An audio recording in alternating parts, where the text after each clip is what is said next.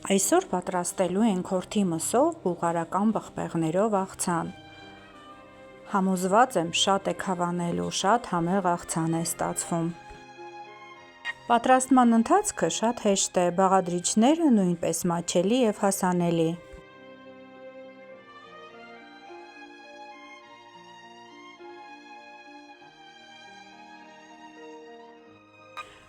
Վերցնում ենք 150 գրամ հորթի խաշած միս,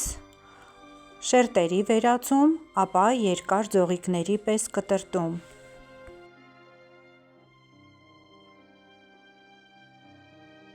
Այս աղցանի մյուս բաղադրիչները նույնպես պիտի փորձենք երկար ձողիկների պես կտրտել։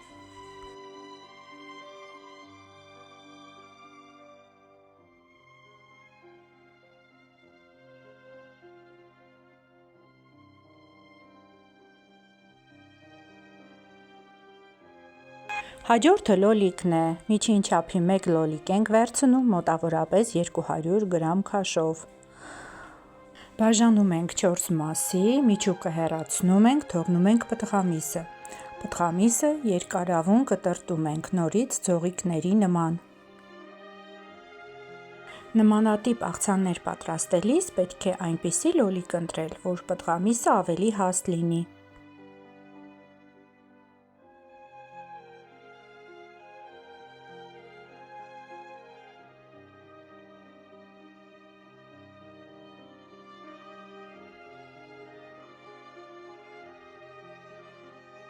Կտրտած լոլիկներն ավելացնենք մսի վրա։ Հաջորդ բաղադրիչը բուլղարական պղպեղն է։ Գունեղ աղցան ստանալու համար ես վերցրել եմ կարմիր և դեղին գույնի։ Պղպեղը երկարությամբ 2 մասի ենք բաժանում, որպեսզի շատ երկար ձողիկներ չստացվեն, ապա կտրտում ենք ձողիկների տեսքով և ավելացնում մնացած բաղադրիչների վրա, մսի և լոլիկի վրա։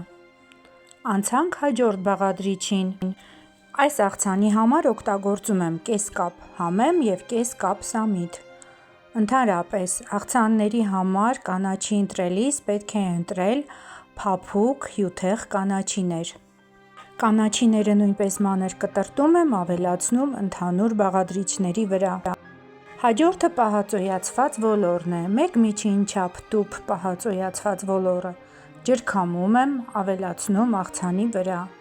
2 ատամիկ սխտորը ճզմում եմ, նորից ավելացնում աղցանին։ Այնուհետև ավելացնում եմ համեմունքները, աղ և աղացած սև պղպեղ, ըստ ճաշակի։ Այս աղցանը կարելի է պատրաստել ինչպես թթվասերով և մայոնեզով, այնպես էլ կարելի է ավելացնել բուսայուղ, նռան օշարակ, համեմունքներ, նորից շատ համեղ կստացվի։ Այսօր ես թթվասեր ու մայոնեզ կավելացնեմ դասական տարբերակով։ Կխառնեմ, որ բոլոր բաղադրիչները լավ միախառնվեն, իսկ եթե հանկարծ զգաք, որ թթվասերը պակաս է,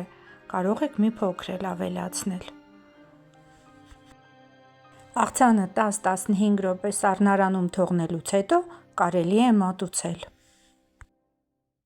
Եթե ցանկանում եք էլ ավելի հետաքրքիր բաղադրատոմսեր ներկայացնեմ, բաժանորդագրվեք։